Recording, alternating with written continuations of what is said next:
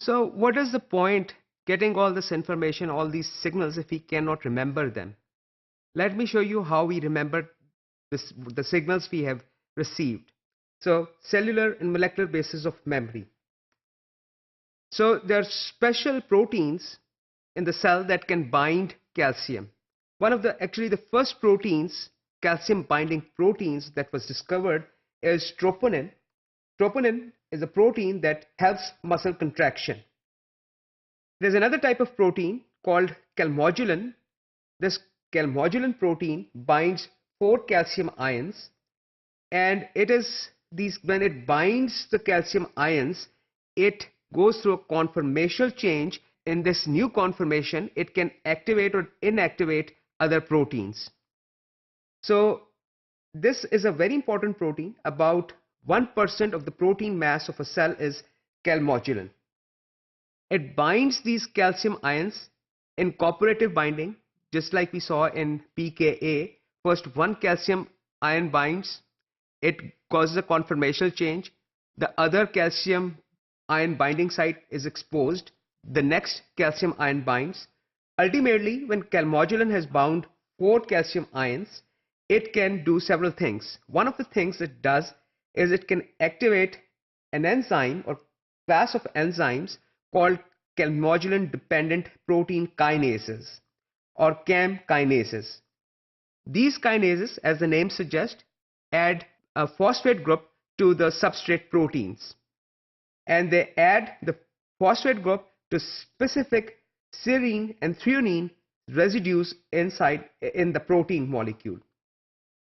CAM kinases also phosphorylate light chain of myosin in smooth muscle cells, which also causes contraction. One of the targets for calmodulin is CAM kinase 2. It is another enzyme which is present in specific neurons, specific parts of brains. It is about 2% of in certain regions of brain. This CAM kinase 2 has two important domains, an inhibitory domain and a catalytic domain.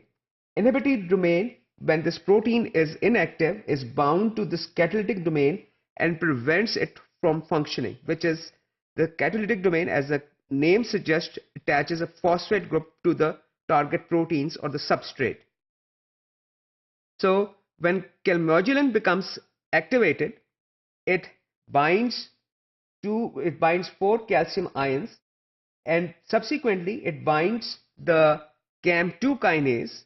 When it binds CAM2 kinase has a conformational change. It releases the inhibitory domain of this molecule, releases the catalytic domain. The catalytic domain, once it is activated, as it has been released, the first thing it does, it phosphorylates the inhibitory domain right here. So when this phosphate group is attached to the inhibitory domain cannot inhibit the function of the catalytic domain, even if the calmodulin has been released or is no longer in active form. So let's say that there was an influx of calcium ion.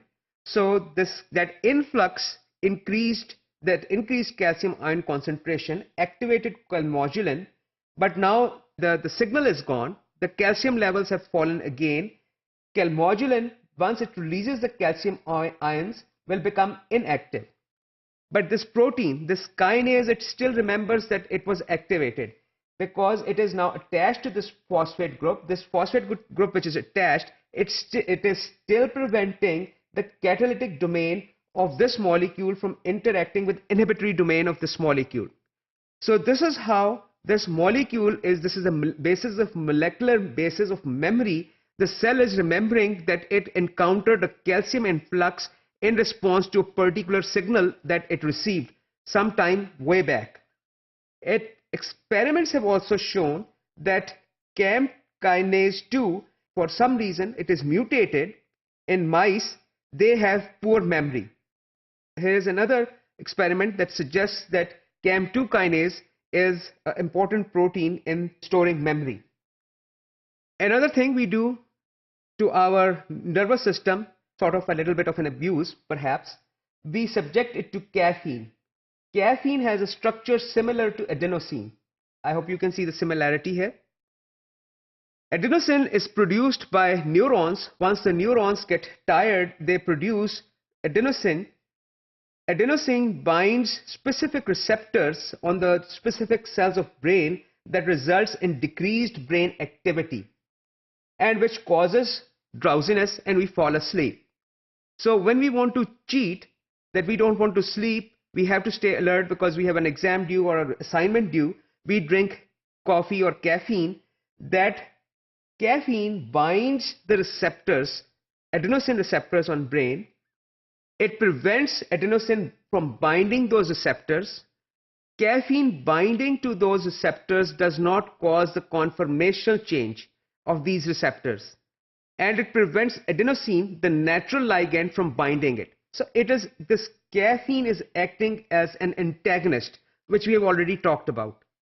So this is how we keep ourselves alert, by drinking caffeine in the form of coffee or tea or perhaps Coke, so we can stay alert and do the required job.